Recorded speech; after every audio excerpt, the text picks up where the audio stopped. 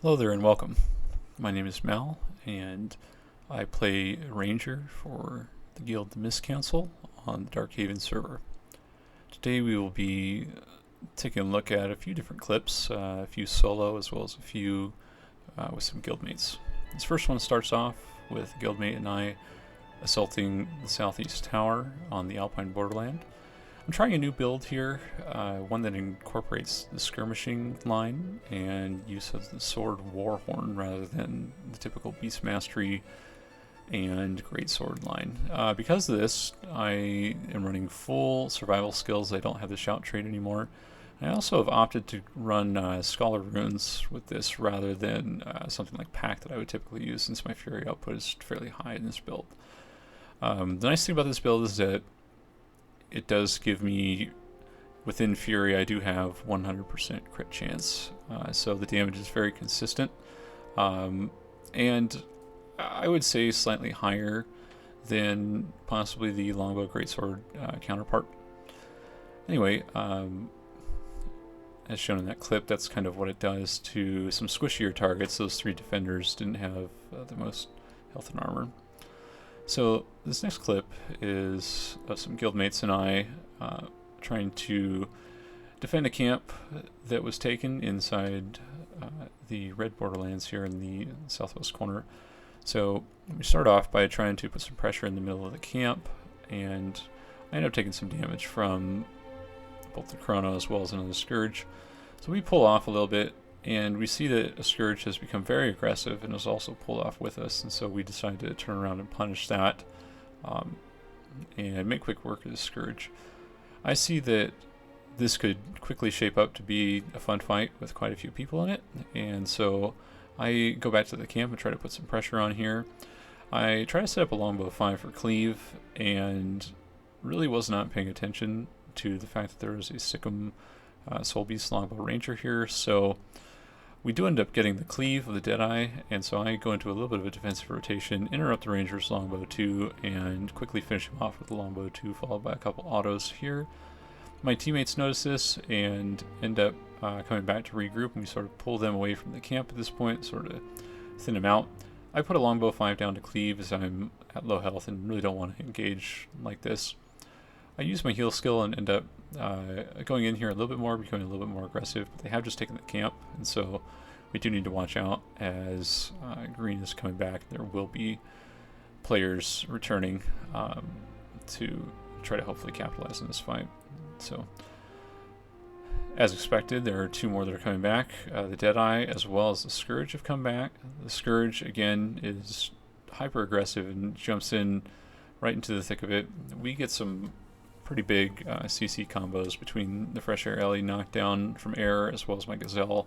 We make short work of the Scourge here. I start on the Deadeye but take a longbow 4 from the Sikkim Soulbeast Ranger. I know what kind of damage he's capable of doing, and so I immediately blow a defensive cooldown and just abuse some line of sight to make sure that his burst is negated.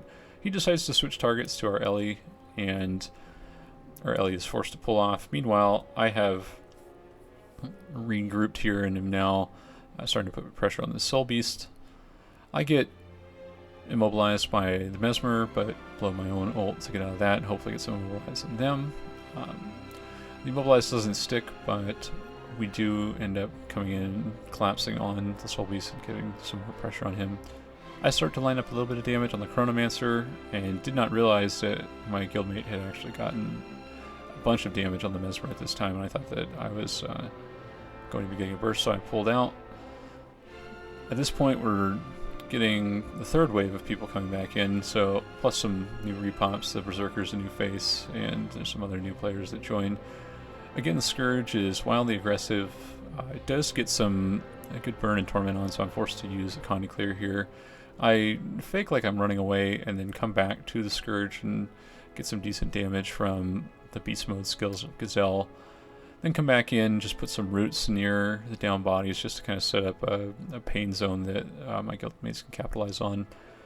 I didn't realize that the Herald was healing here, and so I ended up actually healing him up a little bit with the Glint heal, but it's okay. My guildmates were there to make quick work of that afterwards. I saw that I had been marked by the Deadeye, and so I go in and quickly finish him. This is the beginning of the end, however, as the Power Soulbeast comes back and ends up getting a real big longbow burst on our Fresh Air Ellie and actually drops him to about 25% down state health even before he can mist form, and so it just doesn't give us enough time to set up a cleave to rally him and get him back in the fight, and that's that, and it kind of crumbles after that. Coincidentally, a day or two later, I was also roaming around this same camp and happened to find a few more greens in here as well. I happened to find a Reaper, a Core Ranger, and a Warrior. I consider the Reaper the highest threat target here, just due to the amount of skills that they have that just can lock you in long CCs. I just think that that's better to get rid of, or at least focus, especially in an outnumbered fight. Nice thing is that Reapers really don't have too many tools in terms of disengage, or at least target loss. They can't stealth. There's no retargeting like a Mirage or anything like that, and so it's always going to be sort of a surefire target. It's always there for you. He is running the Lich Form ultimate, and so I immediately have to enter into a defensive rotation here. I start just abusing Greatsword blocks, as well as evades, and just kind of run in and out and force him to do a lot of mouse turning. This works fairly effectively, as I still have a decent amount of defensive cooldowns left here. And once the Lich Form ends, I initially just get some more pressure here on the Reaper. I actually, luckily, get an interrupt on the Spectral Grasp there, and I was not planning to do that, but it just happened to work out nicely. Here I ended up dodging the Shroud 5, but ended up taking a lot of damage from his Shroud autos as well as the Ranger. I do see these low and pressured though, so I continue to do this and just try to bring him down. I was considering not attacking since he did have Spectral Armor up, but he was close enough that I decided to go for it. I do stealth up here, dodge and get a stomp, and immediately start putting pressure on the Ranger. I do the typical smoke scale kick to ground pound combo and then try to follow it up with a longbow 2. I also tried to interrupt his heal here, but was a little too late, but it's okay because the CC still went through, which means I still got quickness autos. I got a little bit lucky here in that the Warrior tried to res banner and actually was a little late to the party, and so I actually end up getting the stomp there okay. Now it's just this 1v1 with the Warrior, but I'm anticipating that more people are going to be coming back, and I do see the Reaper coming back. I do, however, know that this Warrior does have some auto-proc defensive cooldowns from the defense line. I had fought him earlier, and so I was hoping to do more damage and get those out a little sooner, but it didn't work out that way. So I leap in, wait for the Reaper's stability to go away, and then interrupt him for the first time with a Greatsword, get some more cleave damage in, and then interrupt him a second time with a smoke scale kick. He starts putting some pressure back here so we can try to get the res. I swap into longbow and CC him a third time here to try to get him out of the fight. He heals up and starts going for the res again. I put them all in for some more cleave. Daze him again, so that's CC number 4 on this, and then wait for his stability to go down and CC him a 5th time here. And by this time, he has res the Warrior, and there's really nothing I can do here, so I'm in another 2v1. The Reaper, however, has taken a fair amount of damage and has been pressured fairly hard throughout this fight, and so I still want to stay on him as he's a good target. I just have to pull away from the camp because I don't need the NPCs on me as well as these two players. I do end up bringing the Reaper down here, and I make a bit of a mistake. I should actually have gone for the stomp. I did have stability, and it would have been just a good idea. I was wanting to hopefully maybe bring the Warrior down at the same time, but tried to CC him and got negated by the auto-proc balance stance. Because of this, the Reaper gets up, and I now need to kite out a second Lich Form, so immediately I enter into my defensive rotation. He gets a good hit, and I'm forced to actually use my barrier here. I made sure that I was outside of beast mode when I was using it. Normally I try to save it for a stun break, but I just needed the extra health pool in order to stay alive. Right now, now that he's out of Lich Form, we're back to the same duel again, and I know that he wants it, because at this point I've sent him to spawn once and brought him down a second time, and so he's more than willing to stay in the fight here. I disengage here while he has Spectral Armor up. I didn't want to recharge a Shroud any more than was necessary. Tried to root here, but got caught with a Shroud 5, but ended up catching him with a root at the edge of his range. He uses a heal skill and a dodge to get out of the roots, which are quite a few defensive utilities that he has, so I get pretty aggressive here and try to smoke scale, evade, kick, and ground pound. I knew that there was a blind field up, but I also knew that I was getting quickness from my Celerity Sigil and Longbow, and was hoping to get that before it went all the way through. And then get the stomp here, and the warrior actually had just died because he had vengeance inside the camp after using all of his cooldowns to try to res that Reaper. So in this next clip here, my guildmates and I are fighting a few greens inside of this camp as Firebrand, a Core Guardian, and Herald, a Power Herald.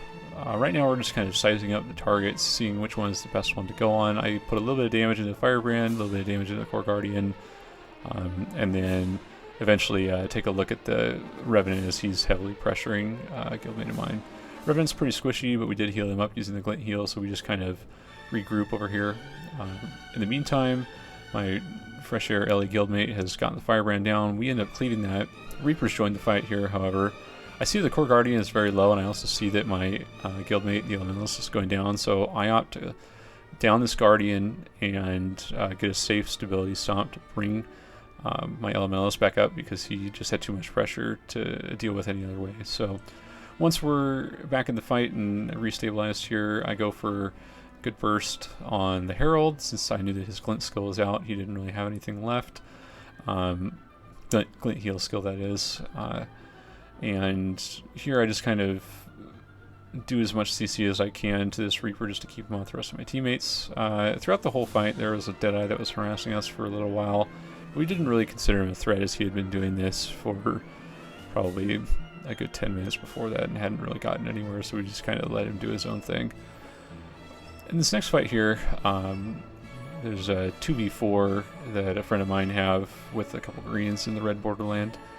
I just kind of want to take this time to talk a little bit about how I play Ranger from some of the earlier clips, as well as this clip in general. I do like to go on what I consider sort of high value targets. The first one would be any class or specialization that is doing a lot of damage, and it's even better if they've forsaken a lot of their defensive utility to do that damage. Being able to get someone in the down state just gives a great central point to collapse on in an outnumbered fight to set up, AoE zones of pressure and such like that. The second target that I would consider to be a high value target for me as a Ranger would be anyone that has more range than what my teammates are capable of handling. Sometimes our guild will run when we roam with a Fresh Air Elementalist, and that only has 900 range to it. And so if there's ever a class that's casting from 1200 range or beyond, I really like to try to just get that out of the fight to allow my teammates to work to their fullest capacity, rather than trying to just abuse terrain and outrun someone who has more range than they do. The last target is the type that we'll see here in this 1v1, which is really someone who is more of just a bruiser and a brawler that will just like to stick to you no matter what. This is probably the least dangerous of the three that I mentioned, especially in a group fight, but can get pretty deadly if left unchecked. I decided to showcase this 1v1 in particular just because I feel that Condi Herald is really a tough matchup for most classes these days. Just their sheer amount of health, as well as amount of armor, as well as easily placed condition skills, and just numbers of conditions that they can land on you, just makes for a tough fight all the way around. This build does have quite a bit of Condi clear, so I'm thankful that I can handle it in that regard, but nonetheless I still take many efforts to keep from piling up those conditions, because it can easily get out of hand if you stand still for too long against these heralds. I just try to keep my distance really around here, and just try to make sure not to eat too many CCs. I do end up trading quite a bit of damage with him here. I get a good damage combo off, but I also take quite a bit of damage here myself. I got a few burn stacks and a few torment stacks that I couldn't shake. So right now we're starting to get low, both of us, both him and I, and so I'm trying to pay extra special attention now here to what is going on with his heal skills. And so I know that he had used His glint healed not too long ago, and so I didn't figure it was quite up yet. Figured I was okay to set up a longbow 5, but I actually canceled it because I turned my camera a little too soon. So here he goes using his glint heal at the very end of his time inside the glint stance, and I think it was a bit of a panicked move on his part. I think it would have maybe been worthwhile saving for later, as we weren't really in a portion of the fight where I was lining up to do any sort of large damage on him. So because of that, I know that the next time he flips into glint, he's not really going to have much left in the tank here, and so I just put a longbow 5 down over the shield, since I'm free to do so. Normally I don't like casting that skill, especially in 1v1s, but just because it leaves you so open and vulnerable, but during a shield 5 is a great time to do that. So anyway, just pressure him and get him down the rest of the way here. This last clip is a 2v1 against a Reaper and a Condi Mirage here. Again, I consider the Reaper the highest value target, and I'm just looking for good terrain to engage these guys on here. I kind of do a little dodge jump here just to allow them to get the hook here on me, because I wanted to really start this fight off in an area that was more beneficial. So I start off here, getting a little bit of pressure here on the Reaper, trying to abuse stealth as often as I can. I missed my stealth arrow there, which meant that I took a little bit of damage and had to blow some stun breaks. Fairly low on cooldowns here, so I'm kind of just trying to keep some CC pressure here, kind of keep them away, and I do end up taking some damage from the Mesmer. I try to stay away from him during this fight as best I can. I tried to actually juke back over on the other side onto the Reaper, but he ran towards the location that I was at, so I stealth up through a smoke scale field and then stealth again through the stealth arrow just to kind of confuse them and throw them off the scent here a little bit. I lightning reflexed back into the water, and I didn't anticipate going that far, and so I sort of make some lemonade out of lemons here and go into the water, use some underwater skills, and then hop back out here. I don't want to turn this into an underwater fight. So I continue to put pressure on the Reaper here, do some smoke scale evades, catch him in a CC before he gets his stability off on the Reaper Shroud, go through here and immobilize him inside the roots just to buy myself a little bit of time, leap through a smoke scale field just to get some more stealth and some more disengage, wait for my longbow to come back up since I'm getting some range on them. Now that I'm in longbow, I stealth up again, wait for a good opening. The Mesmer's searching for me, and I get longbow 2 here. The Mesmer, rather than deciding to try to pressure me, immediately goes to res the Reaper here, and so I follow suit and do the same and port over. Now here I do make a mistake, as I should be out of my beast mode right now, and I'm just trying to cleave as much as I can. And I should have really gotten out of beast mode here, because as we'll see, I take a little bit too much condition pressure here and end up going down here as the Mesmer gets the res. So that is that. Hopefully it'll turn out better the next time. Anyway, I just want to thank you all for watching and hope that you enjoyed the video.